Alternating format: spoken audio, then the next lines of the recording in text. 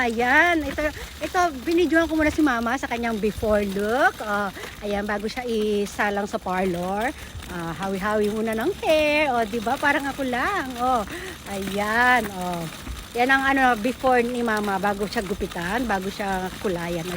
Ito po yung paligid ng ating parlor. Ito, ang pangalan ng parlor natin ay Ash. Ayan, binasa na pala yung hair ni Mama kasi lalagyan na siya ng pang color. Ayan. Shout out dyan sa yan din yung nag-color dati ng hair ni Mama nung unang punta niya dito sa Japan. Nalamig ko kunin na daw yan. Aura pa yan sa camera. Hello! I-zoom natin ito, di ba? Kakaway-kaway sa mga fans, di ba? Di ba? Kunyari, hindi niya alam na kinukunan siya, pero pag humaharap, panay ang aura. Yan sinasabi ko sa'yo, Mama. Mama na lang. Ayan bumalik na yan. Ito si Kane. Si Kane din, harap din sa camera si Kane. Hello, Kane. Busy-busy yan si Kane. Ano yung nilalagay sa kanya? Ano ba yung nilalagay? Towel? Ito, babalutan siya ng parang kapote. Ayan, para hindi makulayan yung kanyang damit. Ito naman si Kane. Sumingit na naman ang Kane ko. Ganyan talaga yung si Kane. Agaw eksena lagi yan. Ayan. Ano pa ba meron dyan?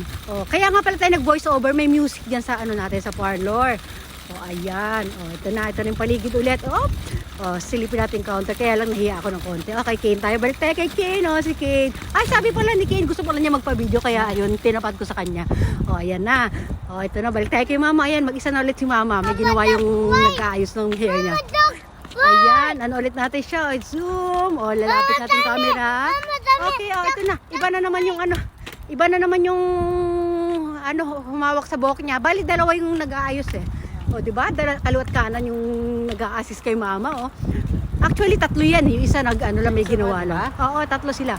Ito na, ina-apply na yung hair color ni Mama. Ayan, kunan muna natin siya ng saglit. Di ba?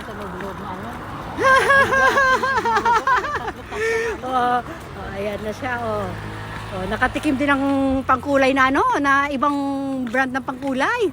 Ano ba pinapangkulay mo dati, Ma? Yung pangalan ng itim dati sa ayan, kahit nasa labas ako, kinukunan ko ng video si Mama, yun, hindi niya alam. Ito na, surprise ko siya kanya, gulat na gulat, pero yung handang-handa siya sa camera, ang mga ngiti, di ba?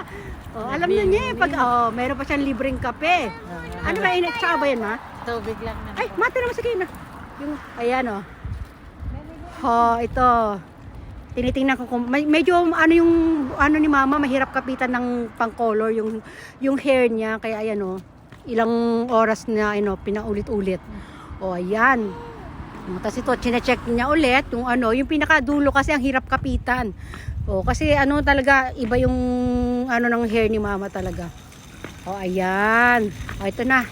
Binalot na ulit ng Ayan, dito kami naman ni Kane, nandito lang kami sa gilid, paantay-antay lang kami dito sa tabing gilid ni Kane. Ayan, pinantayan namin si Lola niya. Yes, Kane, pinantayan namin si Mama hanggang sa matapos siya. Ito, chine-check na naman ulit. Ayan, tapos ito. Asa na tayo? Wait lang, Kane. Okay, Kane, ha? Ito si Kane, ito, iba na naman yung sinusuklay-suklay, tinitingnan nga kung kumakapit yung pangkulay. Ayan, ayan na, nabanlawan na yung hair ni Mama. Bumalik na, parang si lang, nakakapa pa siya, di ba?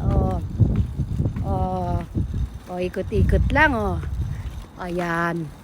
Tingnan natin. Parang hindi masyadong kumapit yung pero sabi naman gano'n nung nag-color, pa siya, magla-lighten pa yan. Pero ang ganda ng kinalabasan ng hair ni Mama, siya, two-tone ang nangyayari, di ba? Ayan, pag basa pa kasi parang dark na dark pa tingnan, pero nung pag natuyo, iba na yung itsura niyan, maganda na. Ayan, Mami. Ito na si Mother. Ang ganda, naka-treatment pa yan, treatment, at saka pinatrim natin yung mga dry na niya. Ito yung loob ng hair niya. Siya, para siyang may pagka basta may brown siya sa loob, dapat yung sa ibabaw medyo dark sa ibabaw. Ayan, tapos yung dyan sa yung mga bagong tubo sa taas na mga white hair, mawawala din niya pag ibabalik pa kasi namin ulit yan Ang advice kasi pagpahingahin daw muna yung kanyang hair sa sa pangkulay, ganon, para kumapit ng ayan, ha.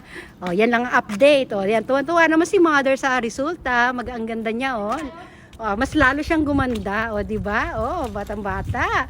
Ito na, feel na feel niya, daman-daman niya, gumaan yung hair down niya, Parang nagpariban si mama. O sige, hanggang dito na lang muna. Thanks for watching.